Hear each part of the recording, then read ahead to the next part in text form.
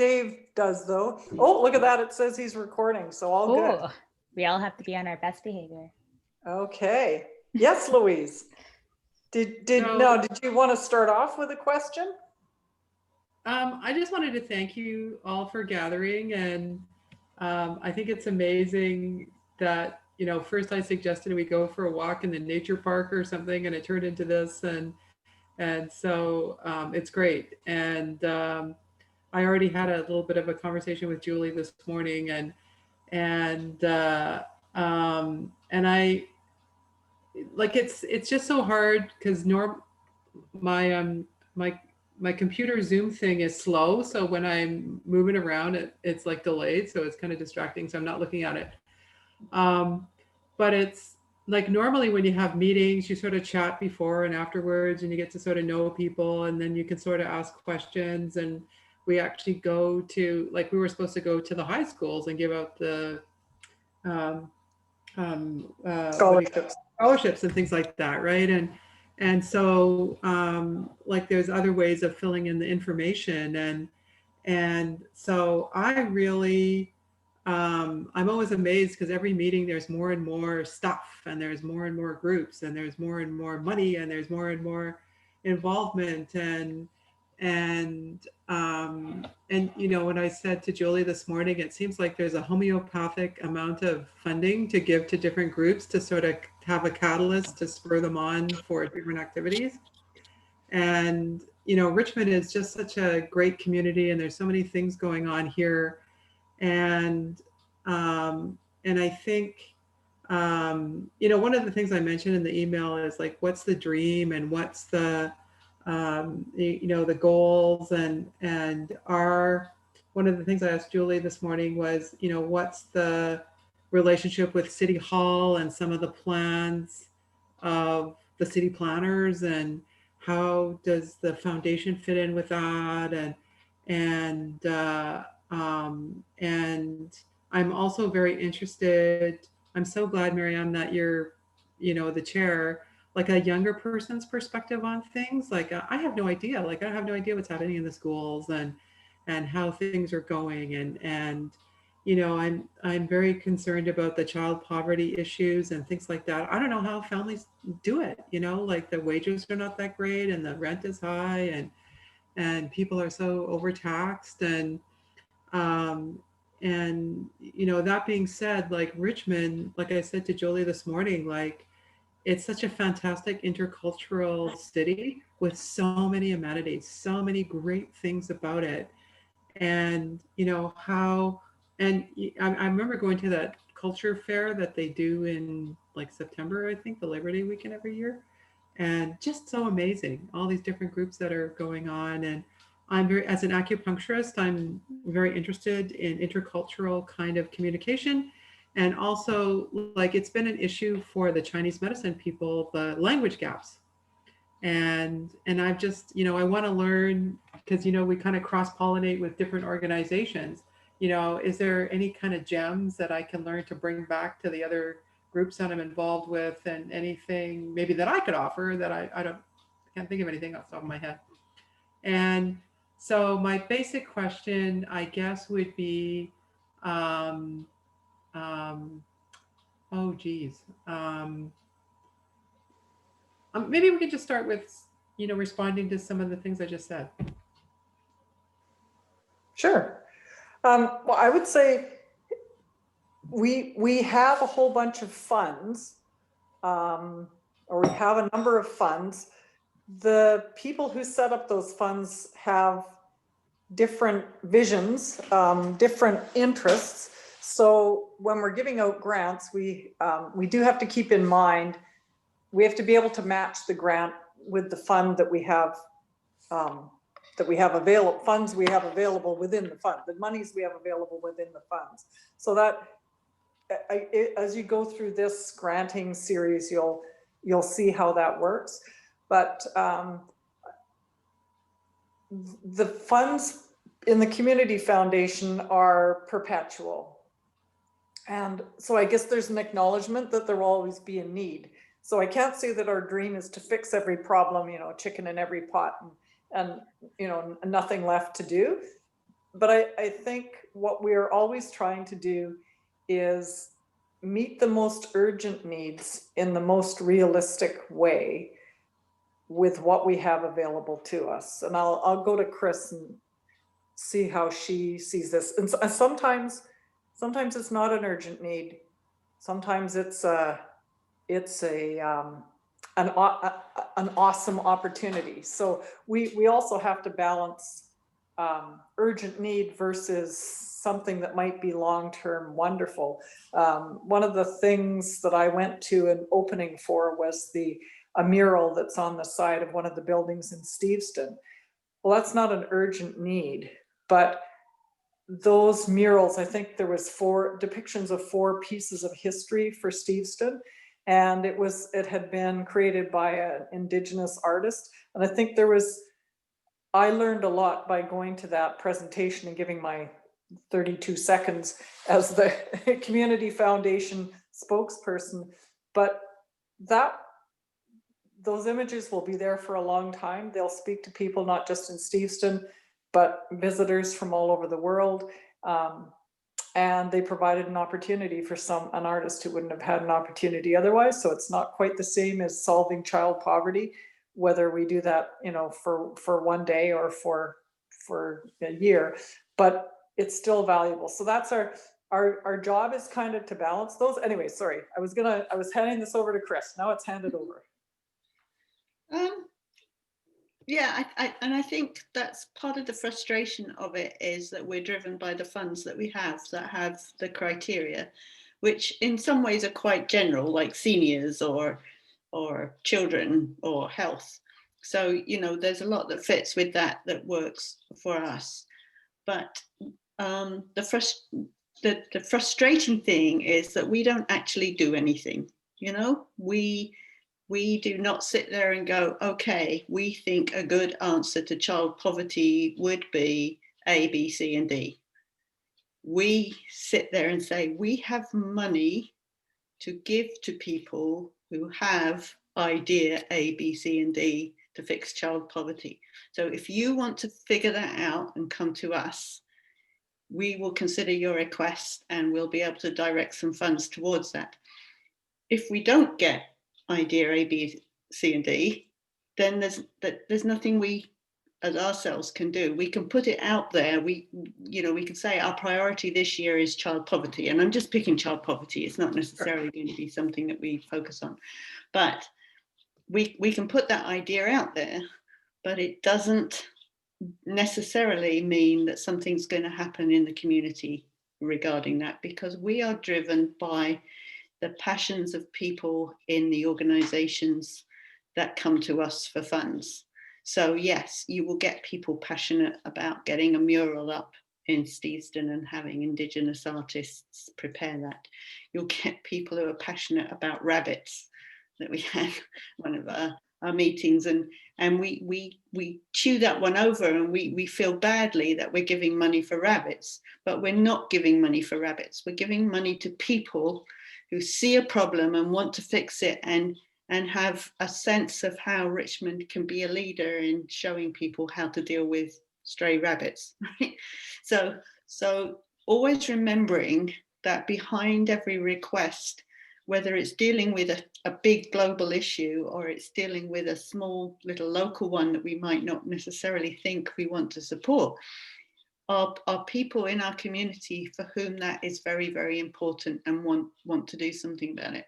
So that's a sort of lesson that came to me sort of fairly late in grants, that, yes, you have to have a sense of what it is that you want to see happen in Richmond, but it doesn't necessarily fall into your lap when you see the grant applications.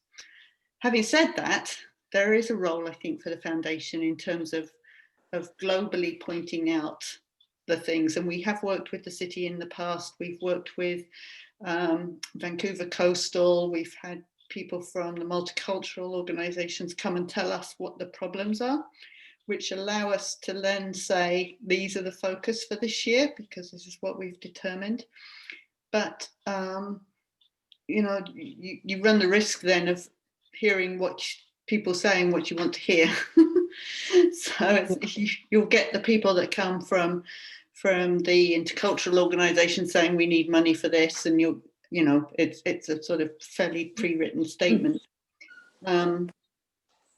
But there is a role to be globally out there and say our priorities are going to be for children, or they're going to be for seniors, they're going to be for disability, that sort of thing. And that's what effectively the fund donors have said when they've outlined things. The other thing that's interesting about Richmond to me that I sort of discovered is that we don't have a downtown east side.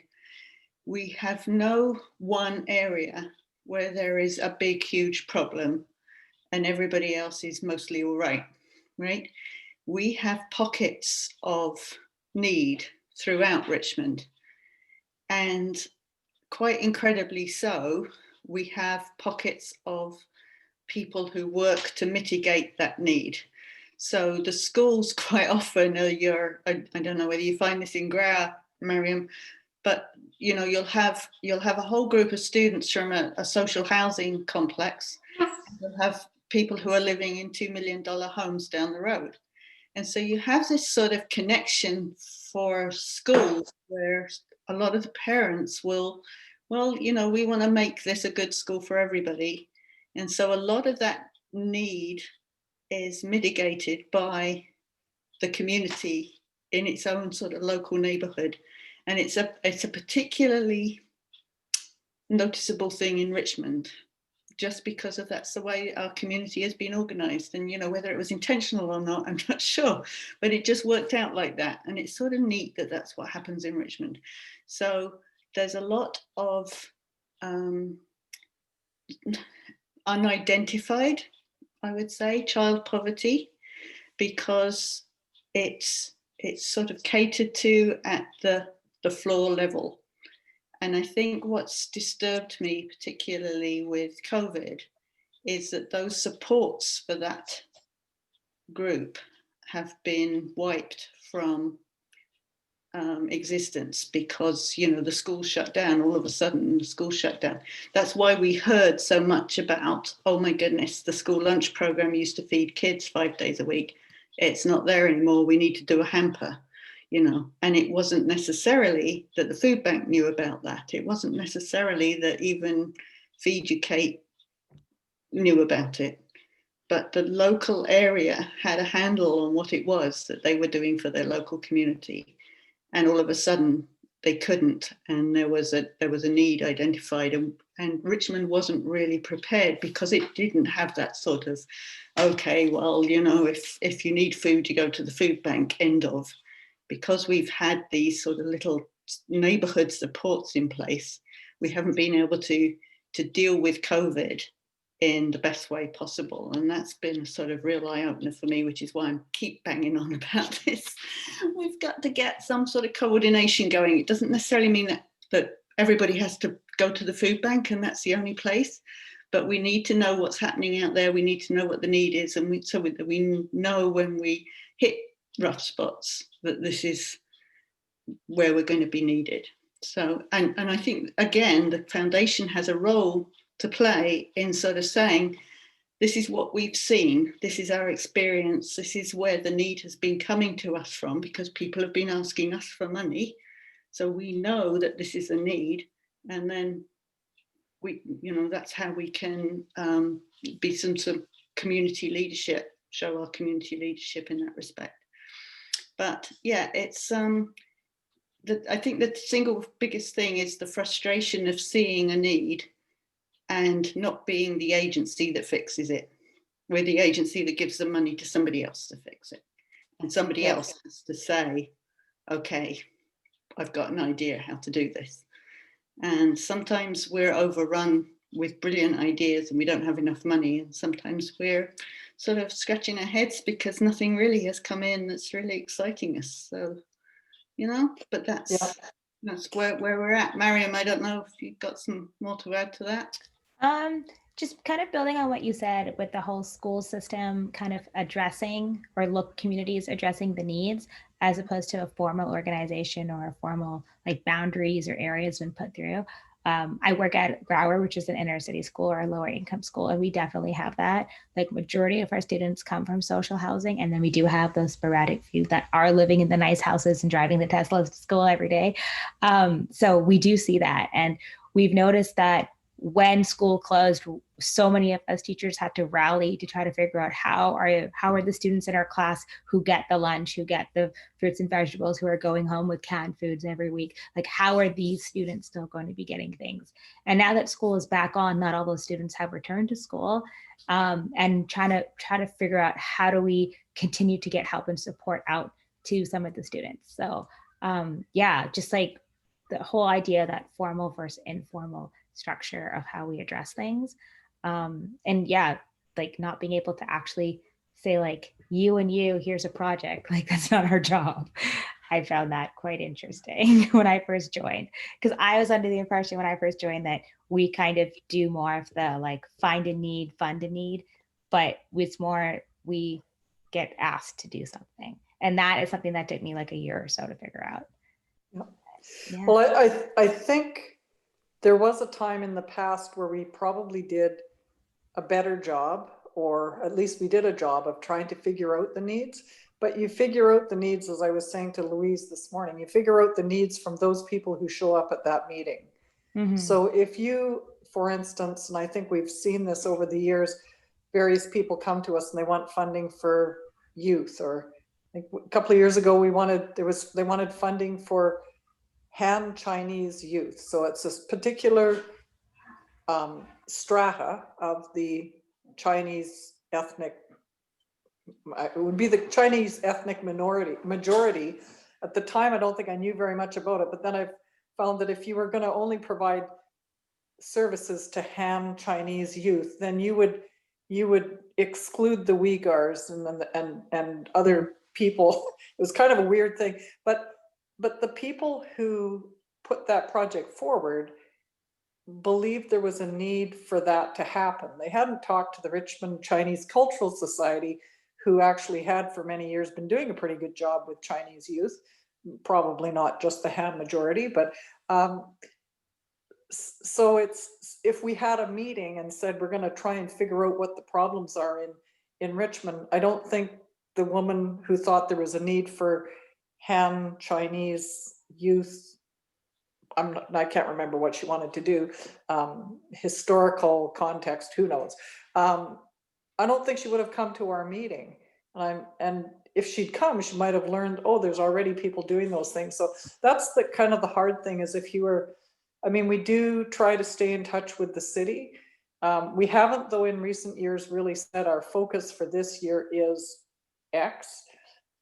Even if we do that, we could have, as we did last year, we kind of thought there were a number of things that could be going on, but we have funds from the Cronier family, which must be for seniors, youth, people with disabilities, and maybe one other category.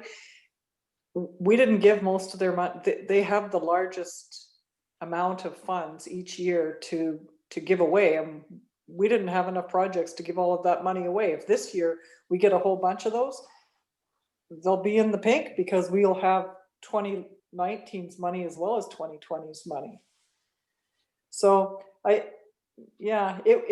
if we were a more dynamic organization, if we had more staff, I think we would be doing the kind of work that the Vancouver Foundation does, where they're actually going out there surveying, figuring out what's wrong. If we or anybody had a better connection to the United Way, they used to do that kind of work, and they used to share their work, but they seem to have, I don't know, they've gone turtle. I can't figure out really what the United Way is doing these days. In fact, the Vancouver Foundation has actually taken over a fair bit of what the United Way used to do with community surveys and that sort of thing. A lot of that we get from, what I can never remember the name of the survey that the Vancouver Foundation does. Vital Signs, is that one? Pardon? Yeah. Vital Signs. Yeah. Yeah. Victoria Foundation has continued it on, finding it useful. The Vancouver Foundation. The Victoria Foundation does that too. And I think the Vancouver Foundation must be about due to put out another one of those to do the survey. So it's being done, but it's not being done specific to Richmond, although we had lots of good specific to Richmond data from the Vancouver Foundation a couple of years ago. But it also, I don't know that we heard about it. At one point, the city was trying to do some mapping. Yeah, I was going to say, what type of information do you look for? Because I know the Child Care Committee does a needs assessment, and we look at like childcare needs, we look at like poverty lines, we look at like income, we look at, and we just put out one, I think 2018, and then we had our project work done for the next survey, which we're in the process of making. So I don't know if that information overlaps, because maybe that could give us, especially like if we, I'm not saying we are going towards child poverty, but if we are looking at child poverty, I feel like the child care needs assessment will go over some of overlapping information. Yeah, and I guess the other thing, and I mentioned this in what I wrote, was that until say 25 years ago, and probably still throughout most of Canada, tax reporting is usually the most accurate way of figuring out where your pockets of poverty are. And that doesn't apply in Richmond because there's a lot of people, there have been a lot of people, maybe as kids grow up and start to earn their own incomes, it'll change. But it's, to find out that Terra Nova was one of the poorest places in the Lower Mainland was a bit of a shock to people. And it's obviously not true. When I was working in Delta, I found out that that almost everybody, no matter how massive your farmhouse was and how many beautiful cars you had parked outside, you probably lived in an area of poverty too, because farming is purpose built for, really every year you try and match your income with your expenses. You don't make more money on carrots, you go out and buy more things so that you can process more carrots. And then I was, anecdotally, we were told, oh yes, and in Nelson there's massive areas of poverty, and actually it was related to the fact that they had a pure cash economy. There was so much marijuana being grown up there that everybody had to adjust everything to have a cash economy, and a whole bunch of people weren't reporting their cash income. So most places you can go by that CRA data. Doesn't work in Richmond. And I know this city a few years ago was going to try and tweak, well, not tweak, they were going to try and use different layers, including the child care measures, including early learning and all sorts of other. They use the indexes. If you go to the city website, there's an interactive map where you can click on the different layers and it will show you the different hotspots. And it takes into like the all those early learning, middle years, old years. They put the senior one on. They put like all the city like facilities are on there. All city childcare is on there. All city parks are on there. All like emergency services. Like you can just click all of the things and you can see where areas overlap and where alleged areas of like need could be. So I don't know that that helps you, but as we go, as soon as we open up our what do you call it, the something box, whatever it is, Dropbox. We open up our Dropbox and we see all of our applications. That's the first time that we get an indication of what it is we're going to be looking at and comparing. And as Chris said, we all sat there last year and looked at each other and went, well, I can't believe that we're going to vote to give Rabitats a whole bunch of money for something that all of us thought, okay. But as Chris said, it is both a problem for Richmond and it's a passion for the people who love rabbits. And so because there was not much in the way of competition for them, Rabitats received funds, and you know what, they might do a really good job. And the other thing about Rabitats was they'd already got a bunch of money from other people, so we were kind of I wouldn't say icing on the cake, but we were the we were some of the funds that were able to allow them to complete their cake, I suppose it would be. But the other thing is that I think, you know, I don't want to dwell on Rabbitats. There's various other ones as well that have come in the years past, but it's important in terms of the capacity building for the people that you're talking to.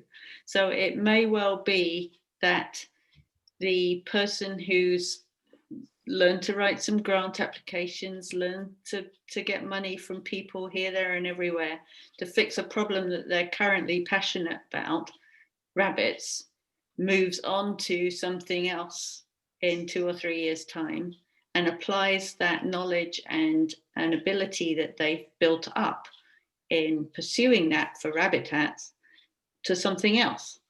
So you hesitate to sort of go, oh, it's just rabbits. It's people that we're supporting, and it's people that we're, you know, giving experience to of seeing a problem, fixing it, and getting money to do that. And that I think is an important element to consider, even though it might not be exactly what you really want to fund that year. Because I do think, I mean, what we've seen as well, when you were asking the question around who are the people in the organizations, who are the people, how do we find them out?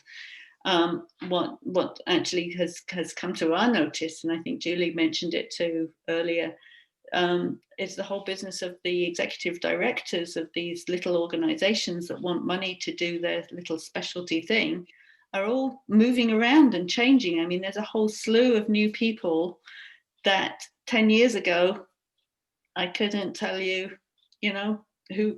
I could tell you a whole slew of other people that were there 10 years ago, and now is a whole load of new people. So you're sort of looking at them and going, well, this organization always wrote a really good grant proposal. What have we got here? Well, it's a new person who hasn't realized, you know, that actually having a separate budget line for the grant might be a good idea. You know, that's the sort of level of expertise that you're continually building within your organizations. So yeah, it's frustrating and it's hard when you're sort of sitting there going, oh my goodness, you know, we thought these guys knew what they were doing.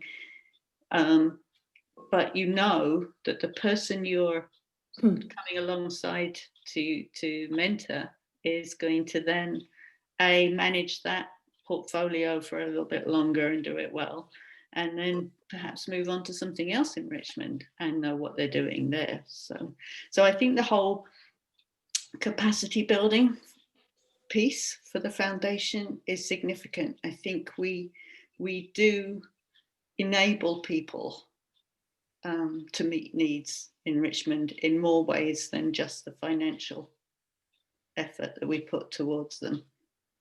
Just to sort of say, yes, I couldn't tell you who and what are in place in Richmond right now, but you know, part of that, our job is to come alongside whoever it is to bring them forward so that, you know, those needs get met. We want to give our money away. We want to have them be successful with a project.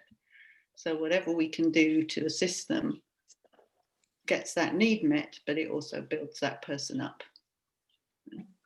I remember attending the Ethel Tibbetts Awards when they were going on, and just all the varied, I mean, and those were mostly focused on women and stuff, and that's not everything, right? And it was incredible. And the heartfelt dedication of the volunteers, and and I felt bad. Like I personally feel disconnected from the community quite a bit, and for various reasons, and there's a lot going on, and you know, and the whole thing, like for example with Rabbitat, right? I mean, that's a huge movement, the animal rights movement that's coming along. It's sort of in the background. That's our next big human right, our animal rights thing is the next big rights thing that's coming. So it's showing up in that way. And, you know, learning to be compassionate to rabbits is part of. I mean, I was at the meeting when we talked about that, and I kind of didn't like it, but you know, when thinking about it, it's like what you said. It's a way of learning, and these people are passionate. Like I have patients that volunteer for RAPS.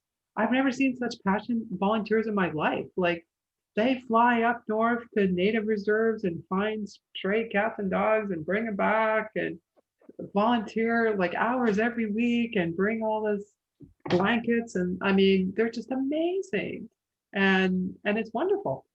Mhm. And our support of that financially is important to validate that passion. Yeah. And I think you know you've got RAPS and Rabbitat there, but you know there's all these little groups that have started because of somebody's saw a need and started it, but there's all these people that have piled on for whom that is their connection to Richmond. That is the volunteer group they connect with. That is the what can we do next sort of idea percolating even outside of their meetings. You know, there's that ability to connect people through whatever their passion is, and hopefully it doesn't all result in needing grants to move forward on something. But when it does, it lends a credence to the people that have dedicated themselves to that. And you know, again, you know, we talk about scholarships actually quite regularly. The idea of getting a scholarship is not just the money. You know, the number of young people when I was, you know, in the early days when I was phoning up to let students know they got a scholarship, it was somebody who does not know me has seen worth in what I've done, and that was a huge boost to them through their next stage of their career at university or college or whatever. And I think grants has the same idea, that somebody who just wants to make Richmond a better place because they've given money towards that has allowed for you to be able to move forward in something you're passionate about. And I don't think you can really necessarily sort of measure that as, okay, well, somebody who's working for child poverty is more worthy than somebody chasing cats up north, you know, like it's all part of our community, and different people thankfully are made in different ways and have different values and well, not values, I think everybody has the same values actually. It's another conversation, but they have different ways of being involved, and validating that as part of our community is important. So that's another part of why I think it's good to have the open draw for what it is that people want money for. I have a question for you and Julie. In the past, have you had a talk or a conversation in the committee about picking what the focus will be, or did that focus always come from some other needs assessment that was done? Yeah. Way back. Way back, like maybe 2003, 2004, 2005, we did used to hold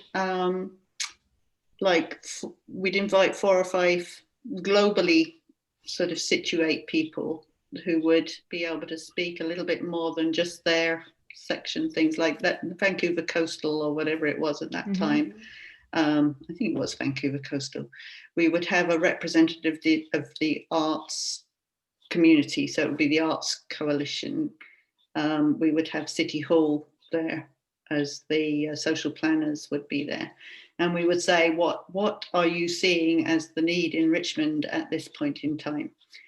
And for about 3 or 4 years in a row, it was always the same answers.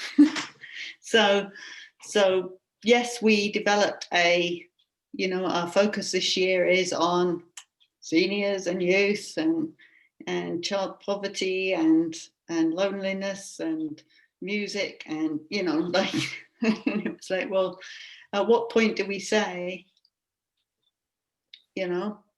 the need is continual.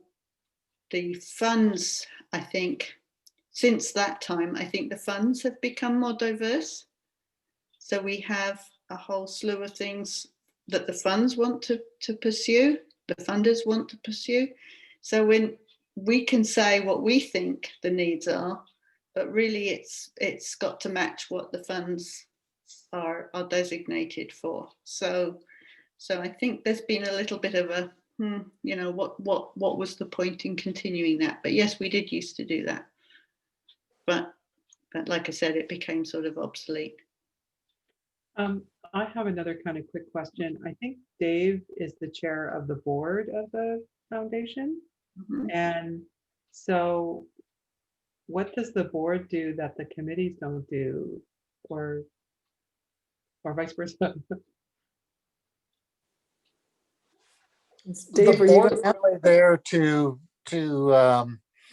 ensure that the committees can do their job and not have to worry about the various legalities, the financial aspects, unless of course it's the finance committee and the like. The board is there to encourage that the work is done within the committees and that is recognized. There we have a charitable tax status, and that's a very valuable commodity out there that we have to protect. And the board takes care of things like that, and the investment of the funds, and the distribution of the administration of distribution of the checks, et cetera, afterwards, and the communicating out to the community that it is funding season and the like. It the board oversees those kind of activities so that groups like the grant and scholarship committee can just focus in on what the needs of the community are and serve them the best that they can. So it's really a protective umbrella that's there to encourage that the best is done on behalf of the community by the grants committee, by the scholarships committee, and the like.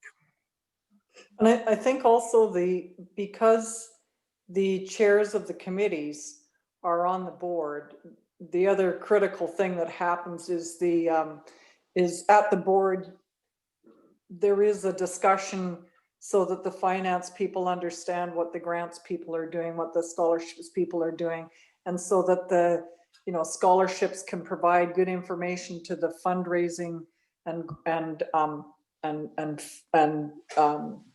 community friend raising, if you like.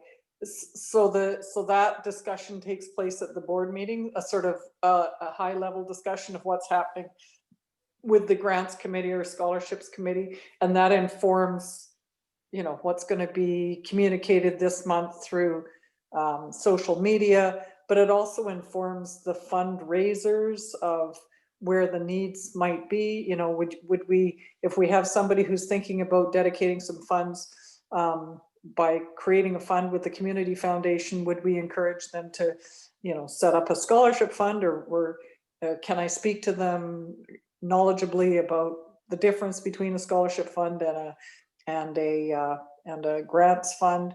That also takes place at the board level.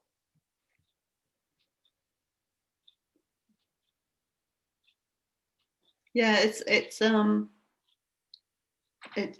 odd because every single part of what the foundation does is critical, right? If we don't have a good investment committee, then we don't have the funds to give out.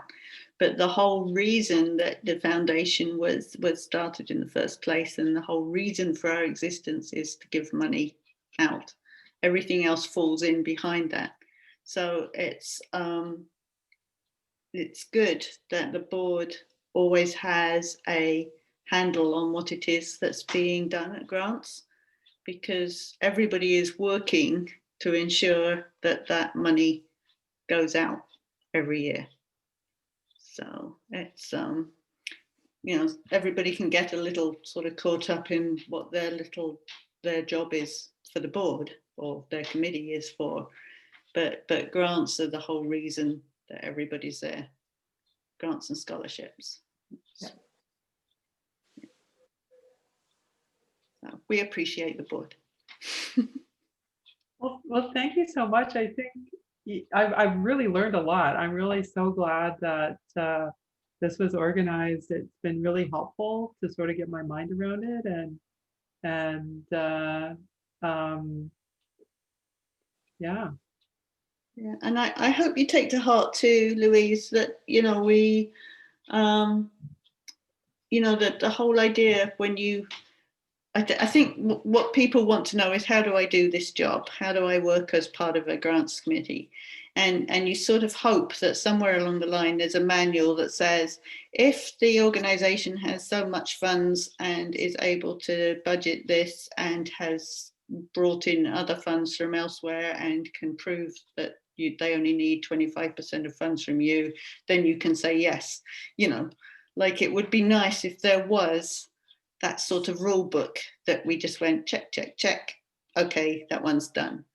But that's not what we're about. And that's why we value so much people who have lived experience in Richmond of what's going on out there. Because without that sort of big global reach of each member, we are very much on our own. And so I really hope that everybody that comes to Grants Committee comes with a sense of purpose of what they feel would make Richmond a better place, and is able to articulate that, and not necessarily think that there's some rule book that they should be following somewhere that nobody's told them about. You know, it really is. And you know, it changes over time. You know, I don't think I'm making the same decisions now as I was when I was first involved a number of years back. You know, it evolves as Richmond evolves. You know, like we have different needs, and we have different populations and things to think about. So, and you know, the number of people who have been on Grants Committee who have impacted my thinking is hugely valuable. You know, it's not a show for any one of us. It's a corporate group that manages to bring those disparate views to the table and make some sense of it all. So welcome and thanks. Yeah, I'm very glad you've joined us, and of course also very glad that Miriam has joined us. Miriam has provided some different viewpoints. I don't think when we recruited her we were as aware as we might have been of what she'd been doing in the community. So coming to the group as a teacher provides just the kind of insight we've had today about you know, about hood schools versus what, snooty kids. Snooty kids in hood schools. Yeah, I mean, though, just learning that is the kind of thing that we get from having a teacher, having someone who's a little bit younger than Chris and me, as you both are. That's helpful too. It's a different space and time in you know, different viewpoint on life, being in the middle of your career or at the beginning of your career versus being finished your career. The other thing that I have hoped for since we joined with Richmond Cares, Richmond Gives, since we began this collaborative relationship, I had hoped that there would be more input from them, because that group sees a lot of what happens in the community. And in fact, over the past 8 months, Ed, I think, has learned a huge amount about what's happening in the community because of the seniors program that has been funded during COVID, and because of this, of the ECSF program. He's learned, as we all have, about where needs that we don't necessarily know about.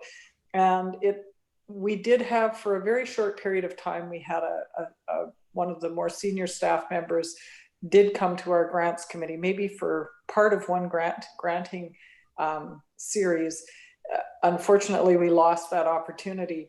But I think as the funds grow for the Community Foundation, there may be more avenues. Well, it'll depend on investment rates, but there may be more avenues for a little bit more input from Richmond Cares, Richmond Gives, and maybe there would be more opportunities to collaborate on the kinds of public, whether it's surveying or forums or whatever, that help us get that information. So when Louise and I spoke this morning, Louise wondered about having young people on the grants committee. Would they bring a different, like very young people like Megan and Alice, would they bring a different viewpoint to the table, one that we're missing?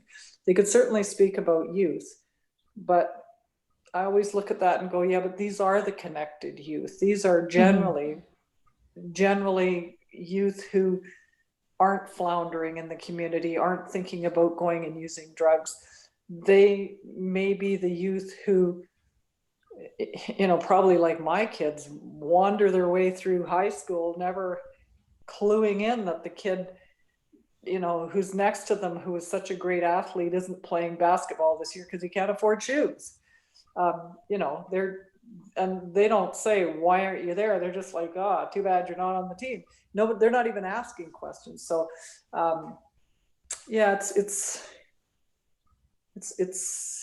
hard to know. It's almost like, you know, I've several times gone and had coffee with Dee Whalen, and I always learn from Dee because she's very connected to the poverty, or she has been connected to the Poverty Response Committee. And yet even Dee would tell you, I can only tell you what I've heard.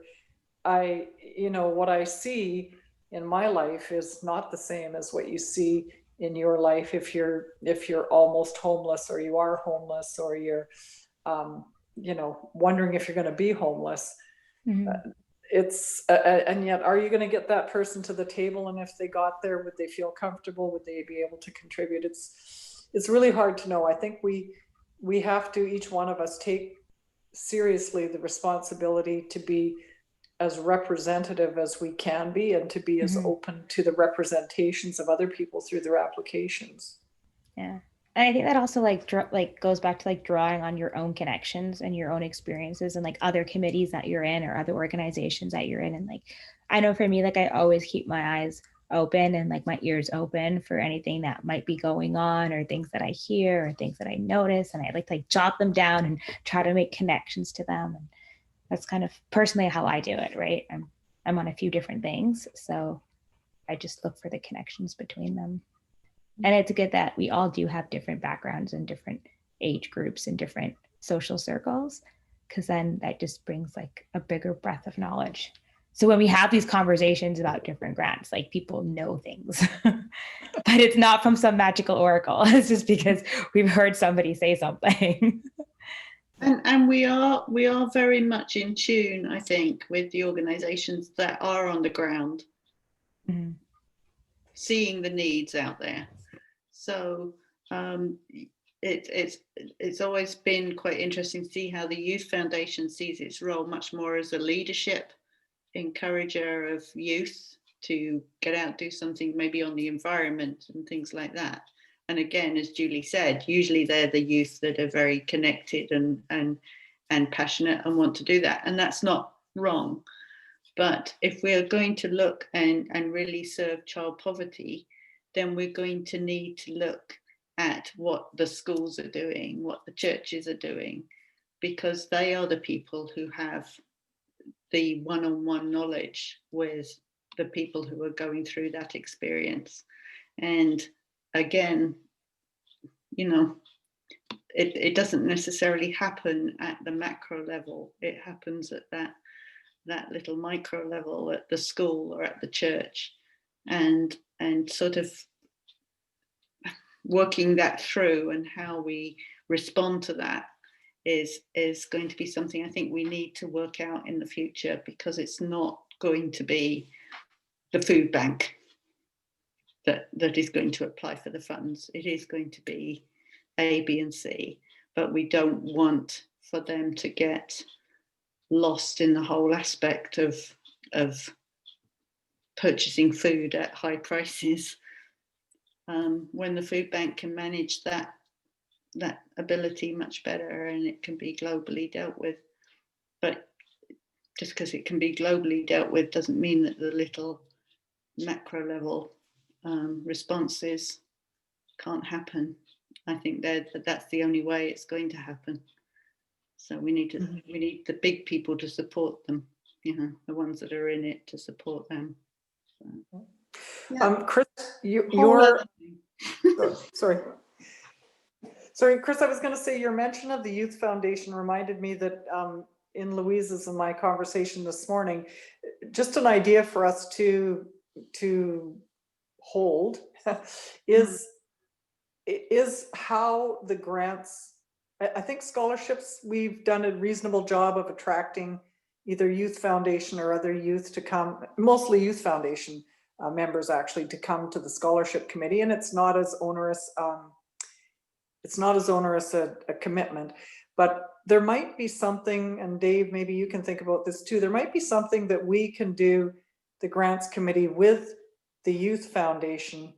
It may not be around granting at all, except to make people aware that there are grants available, but it may be about opening those mostly privileged kids' eyes to the community that they live in, that, boy, when you're 18 or 16 or even 20, it's really easy to miss that. It's, I remember a few things that happened when my kids were at high school, and as a mature person, I was able to look and go, okay, I know why that's happening. Can we discreetly refer that child to the fund we have at the office to help them with their grad, whatever, that sort of thing. But there wouldn't be a kid walking down the hallway that would be thinking, oh, I know where to get some extra money for this, or even I have a pair of shoes that fit me last year that don't fit me this year that could fit that kid. But I wonder whether we might want at some point to make a connection to the Youth Foundation, and to talk to them about grants, and to talk to them about, and it maybe, I wouldn't want to make it long or hard or require a lot of work, but it might just be like we could make a half-hour presentation to them about, here's a list of the 23 grant applications we got this year, here's the list of the 17 we funded, and this is for this, and that solves this problem, or it may solve that problem, just so that just a bit of knowledge sharing with them, so that they might look at the community slightly differently, and that they might also see opportunities for themselves in the future, whether it be on the projects that we mentioned or on other projects they might get involved in. But I don't think we're doing as good a job as we might of connecting the Youth Foundation and their young leaders with our leadership.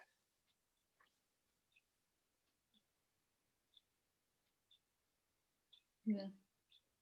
And like I said, I think generally the focus has been, I don't know whether Dave's frozen there, but I think generally our Youth Foundation has very much been focused on youth leadership and putting young people in positions of responsibility that allows them to grow as people, whether it's financial or fundraising or a sort of a grant cycle for a project of their choosing, which generally the Youth Foundation has been. It's been okay, we're focused on climate change, we want the environment. Anybody who's got an environmental project they want to pursue can come to us and we'll give them some funding. So they very much are sort of focused on, some solvable things for youth that are important to youth. And I agree. I think the wider picture of where we're at in Richmond is not necessarily something that's easily described either, or that's often seen. And I think it's because Richmond copes with it much better. I mean, it was shocking to my grandchildren as we walked around Mineru Park one day to find somebody sleeping by a hedge there, and it was like, it was just completely outside of their experience that somebody would be sleeping in the park, right? like, what's going on? Did they like not catch the bus home? What home, you know?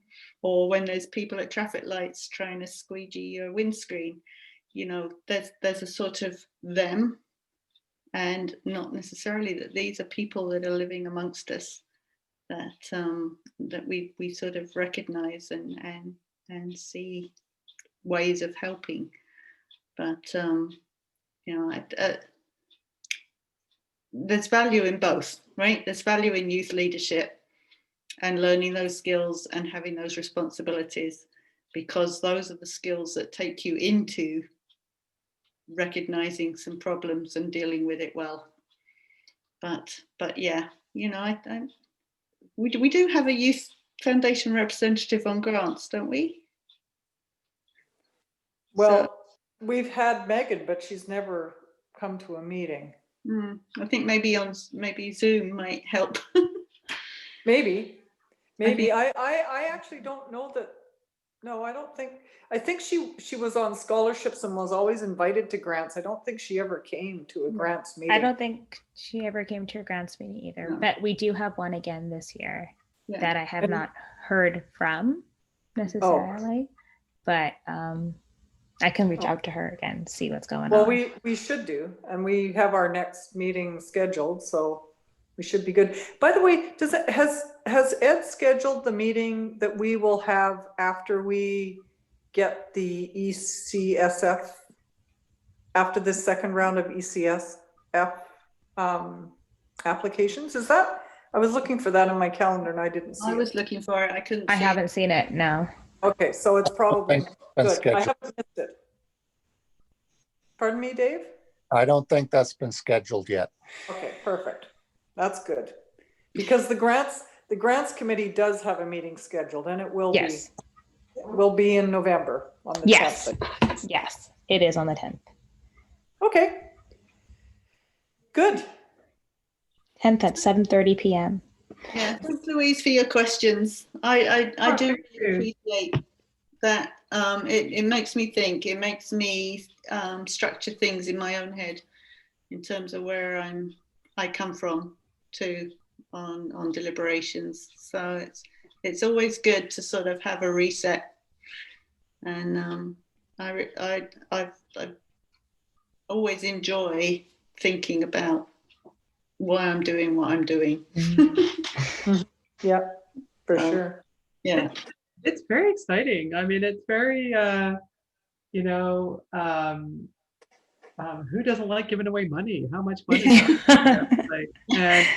And to kind of, it's like watering a plant and watching it grow. It's very We're exciting. just getting back to where we started with Julie's experience of the mural in Steaston. You know, like you look at that and you think, oh, I had a little part in that, right? You know, that's there because of the volunteer ads that, you know, I put in to help get that sorted. So, and then you hear of other things that have really taken off. And, you know, hearing, I'm not sure that you heard this, but when we talked with the city a while back, maybe 4 or 5 years back, they actually said that the organizations that receive funding from the city every year, they reckoned about 90% of them were ones that had begun because of a Richmond Foundation grant. Wow. So somebody had started something, done something, the foundation had funded it, and then they went on to do it, and the city saw value in that and money was put forward. So, you know, there's a lot that's happening in Richmond because somebody at some point got a grant from the Richmond Foundation. So. Yeah. And when we were talking earlier about Rabitats and RAPs in particular, I always think because my own volunteerism has been more what I would consider to be mainstream, and like Chris, I've been on many a PAC and been to many a PAC meeting, and those of us who attend PAC meetings for the most part are relatively well educated. We speak English. We probably live in a house that we own along with the bank. But it's interesting when I meet people who volunteer for RAPS. So we are the people who volunteer in essence, and maybe we only volunteer for the PAC, but many of us volunteer for more than one or two things. But when you meet people, and I've met quite a number of people, both young people, children even, and some older people who volunteer for RAPS. When you go to their thrift store, these are a lot of people that I feel probably wouldn't feel like they are the right people to come to the PAC meeting. And I have to salute those agencies for providing volunteer opportunities that probably are the first step through a volunteer or a door for many volunteers. I think they're a place where people can learn that they have value.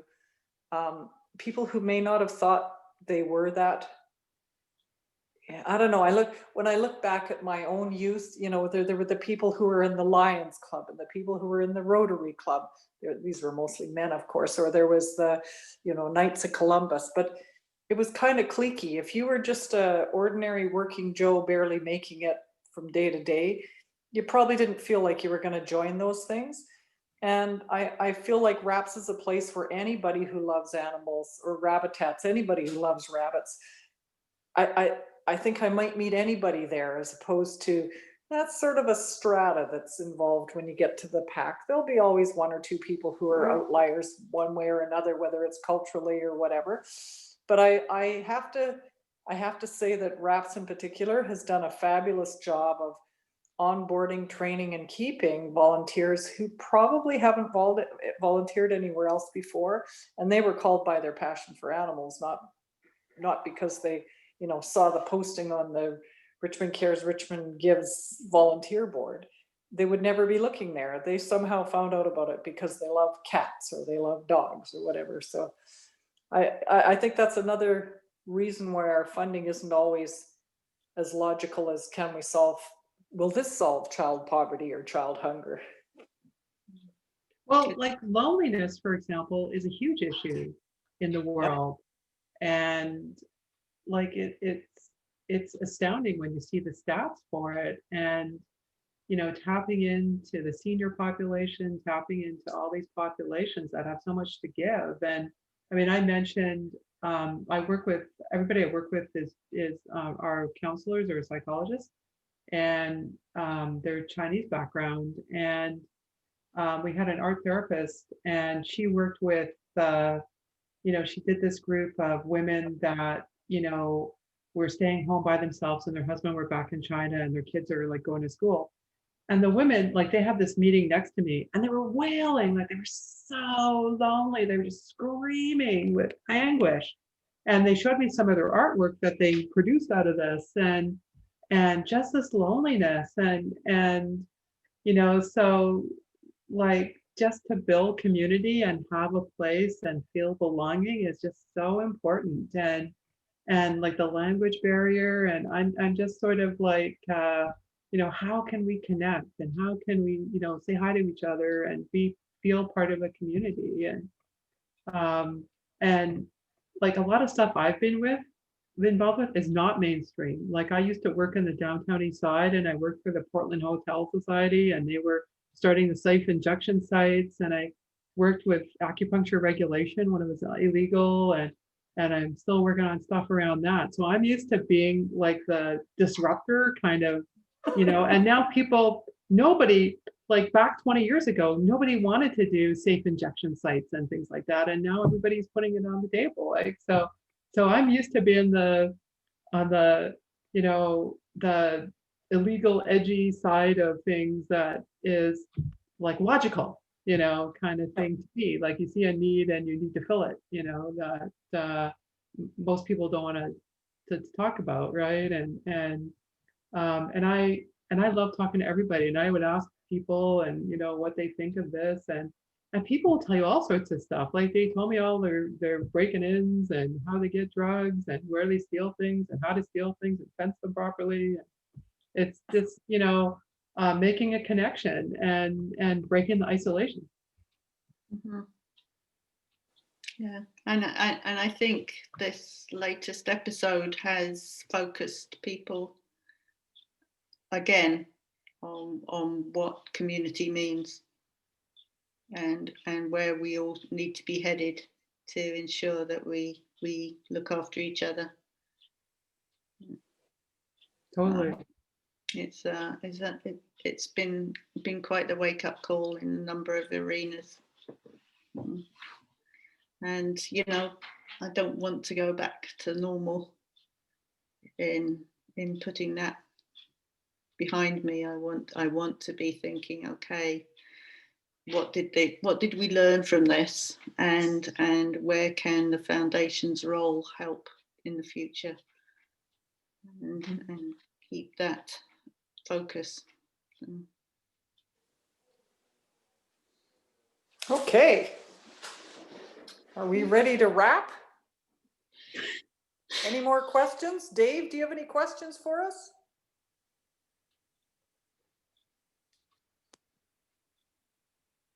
Or are you napping? I'm not napping. Oh, no questions for us? We're okay? No, we're okay. I just wanted to thank Louise for her involvement in this and her passion and her caring, and helping us to think through a little better what we're doing and what our role is. So thank you for being part of the team. Oh, thank you. Absolutely. Okay. Okay, thanks, everybody. Thank you. Have Thanks. a good week. Okay. Bye-bye. Bye. Bye. Good night. Thank you.